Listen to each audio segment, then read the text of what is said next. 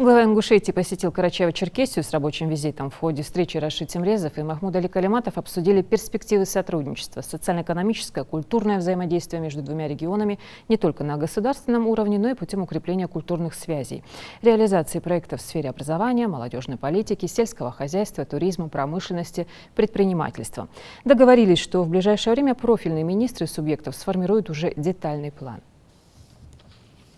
Мы с вами обсуждаем все время те моменты взаимодействия между нашими субъектами. Регионы по-своему похожи. Одни и те же точки роста развития – это и промышленное производство, где вы сегодня демонстрируете хорошие результаты, сельское хозяйство, туризм, малое и среднее предпринимательство. И здесь у нас, конечно, есть очень много вопросов и возможности взаимодействия между нашими регионами, чем, в принципе, активно сегодня занимается не только наше правительство, не только законодательные наши органы контактируют еще, но и, в принципе, еще и малый и средний бизнес. Поэтому рад вас видеть. Спасибо. Добро пожаловать. Думаю, полезно будет представителю правительства, профильным министерством приехать и ознакомиться с сельскохозяйством, строительством. Я хотел бы спасибо вам сказать, что вы меня пригласили, и в то же время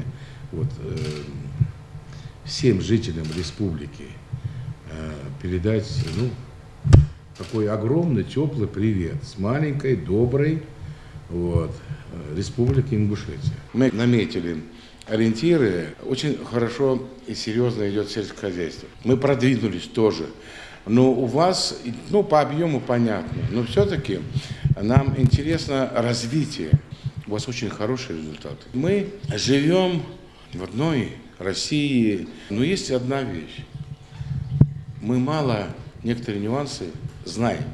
Вот поэтому и мы договорились, что давайте-ка это обмен опытом. Рашид Березбевич очень опытный руководитель.